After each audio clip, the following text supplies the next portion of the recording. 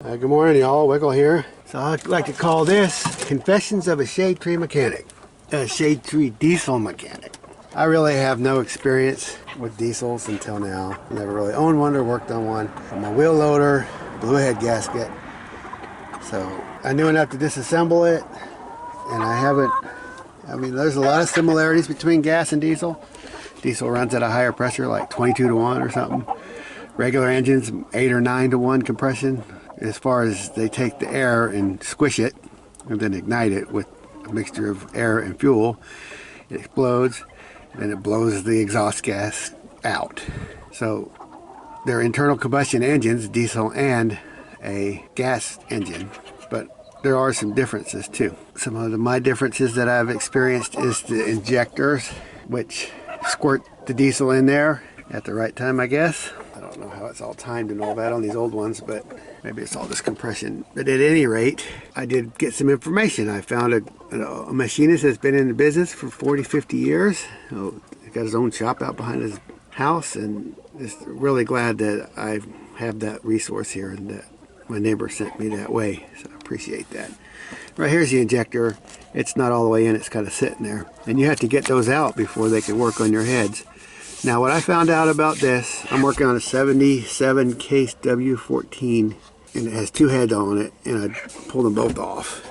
Probably only need to pull one off, but I took this in and had the guy look at it, and he said that it needed to be resurfaced.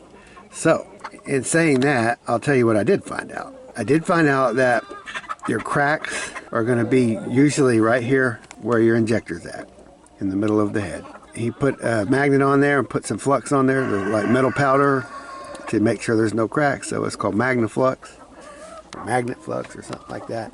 And I was a little bit familiar with that, but I'd never seen it done. So he put this big magnet on there, put some powder on there, said there's no cracks. Great. And another thing is that, see how this is kind of more of a square-shaped head? I mean, I know it's rectangular, but it's not long and skinny. It's more boxy. He said, in his experience, these kind of heads usually don't warp. It's the longer, skinny ones. He says, yeah, you can warp those. He said, he didn't even bother checking this with a straight edge. He said it's not warped. He said it just doesn't happen. So, anyway, he took 15 thousandths off. He took 5 thousandths off at a time. I watched him do it. I was there. Let me watch. I learned a lot. So, what you're looking for is pitting. Kind of like this. That's obviously not a critical area for this. I don't even think the gasket covers that part. Oh, look at that. We don't want to lose that little washer. Washer popped off of my gasket. Anyway. How does this sucker go? Oh, don't fall out of there. Oh, and of course it falls out. Find that straight away. So anyway, see how all those holes are? Some of them are for water, some of them for oil, so forth. Find my little gasket there. Put that dude back in there. Sorry, just a sec. Yeah, I had 2 of those little rings fall out of the bigger gasket there, so be careful with that, I guess. If you lose those, you'll be in big trouble. So anyway, you want to look for pitting. And there was a lot of pitting on the end where it had blown out. He just hit it with the polisher just for a second and said, oh yeah, you got to turn that. He just tell by looking at it. So you're looking for pitting, unevenness in the cylinder head. And apparently all this is good. So he took it off 3 passes at 5,000 each. And you want to look for sealing issues around any of your holes that have holes corresponding in the gasket, water passages. But really around the combustion, you're going to have that ring there on your head gasket, and you don't want any pitting there for sure, because that is where you're going to blow into the head. So you want to have a nice, you can see just a tiny bit right there. Maybe that needed to go more, but he said it was good. So that's not perfect right there. And I'm not sure if that's exactly where the compression is, but it looks like it. See that? I don't know if that's coming up. But anyway, you don't want a lot of pitting around your heads. So I'm going to go show you my one that I haven't had done yet. So yeah, it was cold out here this morning, frost, and it was hard on the fingers for a while, but it's warmed up. I was sitting here working on this, and I heard the chickens freaking out. I ran over there just in time to see a fox carrying off one of my chickens. I'm going to try to shoot that sucker tomorrow, see if it comes back. There's 2 dead chickens. 2 sets of feathers over there. So here's the one that's not This is the head that wasn't blown. But you see, one of my concerns there is look around that sealing area. You see this pitting? It's the same on this one. I'm going to take it in and have that machined out. And then you obviously have pitting inside the cylinder head. There's your sealing ring around there. This is inside. Here's where the injector would be. You see that? That probably affects how smoothly it combusts. It's probably not a big deal, but I'm more worried about that and that. I don't want water going where oil is or anything going where exhaust is supposed to be and so forth. You don't want things going where they don't belong, obviously. So you want to have everything sealed very well. The compression area is the most important, but all these other passages are important too. You can feel with your fingernail a little bit of from the vibration of the head and everything, it's worn to just a little slight groove right here. That's probably what caused the original head gasket to blow. Over here, on the other one. So you can feel it with it's not much. Can't even really feel it in some spots. But in some spots, like I could feel that. Kind of like a little scratch. And then over here it's more smooth.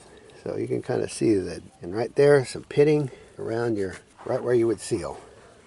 So I'm going to go in and I'm guessing that's at least 10,000, maybe 15 thousandths out. And I don't know if that's as big a deal, but I am, just to be safe, you might be able to put this back on. But then again, it might blow a head gasket. And the old boy only charged me $60 to resurface my head. And I helped him quite a bit. I gave him a $20 tip because I was just so thankful for all the knowledge that he had given me. So anyway, look for smooth. You can polish this. There's videos all over YouTube about how to clean these heads and polish them. Get them nice and ready to put back together. And you have to do it on the block, which I haven't done yet. But check your... So that's definitely... I'm going to call him and get him to resurface this head. Now I want to show you something else. Let me get this flipped over. Being a complete Shadetree and inexperienced with diesels, these were all the way in like that. And I had taken the bolts off, the kind of retaining bolts, hold it down, but I had no idea. I knew it was an injector. I figured that's where the gas went in because I unhooked all those lines and all that, but I couldn't figure out how to get the stupid thing out. Well, apparently they're just kind of sitting in there and that bolt's what holds them, and they kind of slide in, but that sucker was stuck. So what I did after watching him do it, he tried channel locks first. He had a smaller pair, or you can call them water pump. There's another chicken over there trying to get eaten by the fox. Retard. You need to come back over here. Oh, that was completely politically incorrect of me. I apologize. Anyway, old school, we used to say that. Anyway, so what you got to do is first clean all of your gunk from around it. I ran out of brake fluid, brake cleaner, so I used carburetor cleaner, and I got all the gook around it. Then I sprayed it with PB Blaster. He had some kind of fancy machinist oil, Keto, I forget what that's called, but it was really good stuff. Anyway, you clean it, you spray it with penetrating oil, and we were more in a hurry last night. I took more time, I just let it soak, came back. And then you just get your water pump pliers and you just wiggle this thing, get it to start moving, and once you get it moving, you've got the battle won. You just shake it, put some oil, shake it, get some oil, and I had to use a little pry bar. I used my flat bar while I was turning it, and I pried against it, and that kind of got it to pop up. Finally got it moving. It was really stuck in there. These are hard to get out. I had no idea. But anyway, just be patient, use the penetrating oil, take your time, and get your injector out, because it's sticking through into the cylinder and they cannot resurface your head with your injector sticking through there.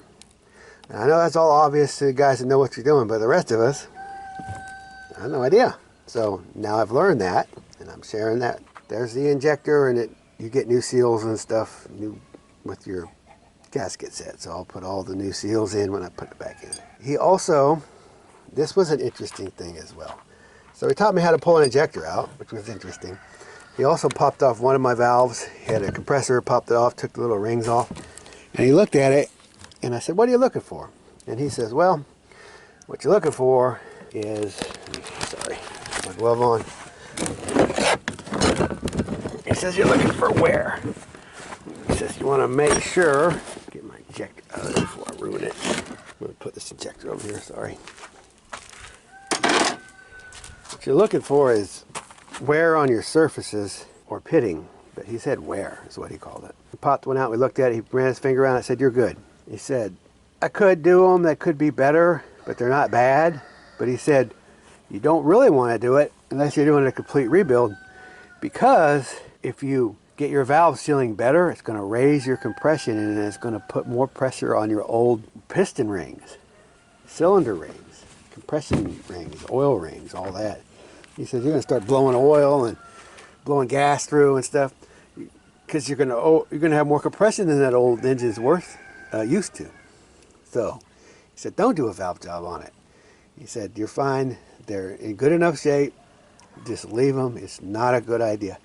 Pretty honest guy, and I really appreciate him. That's one of the reasons I gave him a $20 tip. I thought $60 was pretty reasonable to resurface a head and help me pull the injector and all that. So he doesn't really work in the mornings. He's more of an evening guy, so I'm going to call him, and I don't want to wake him up. I think I woke him up yesterday. So I'm going to call him after lunch and schedule, and I'll probably just drop it off this time and pick it back up, because the injector's out of the way and all of that now. And I'm sure when he looks at it, he'll say, yeah, you're going to have to resurface that. That right there, you can really see it in the sun. That right there is what I'm most worried about. And it's kind of like cheap insurance. Probably could clean this up, put the head back on and be fine, but I've gone through all the trouble, and I got the gasket set and all that stuff. Just go ahead and have it resurfaced, and then I can start assembling this. I actually have to buy a torque wrench. I don't own a torque wrench. Talk about Shadetree. So anyway, I wanted to share this about a diesel cylinder head for people that are just don't really know, kind of like me, amateur. So this was hard gained knowledge, and now I know more what to look for when I'm looking at these old heads. Off your old tractor or whatever. Don't worry about it being warped so much. Not very likely.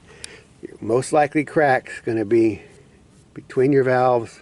He said even more so, because there's less meat. More so right there at the injector. If you're not cracked at your injector, you're probably good on these little squat heads like this.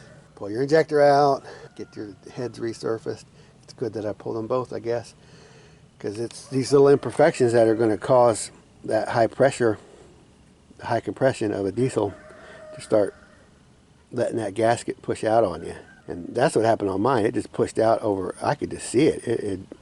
It was really worn. It wore its way out. And I'm going to check my cylinder head, but I'm not going to take that in. I'm going to have to just polish that out. I don't know what to do, but we'll see what it looks like. Hopefully just doing this cylinder head will be sufficient. Well, that's it for now. Thanks for watching.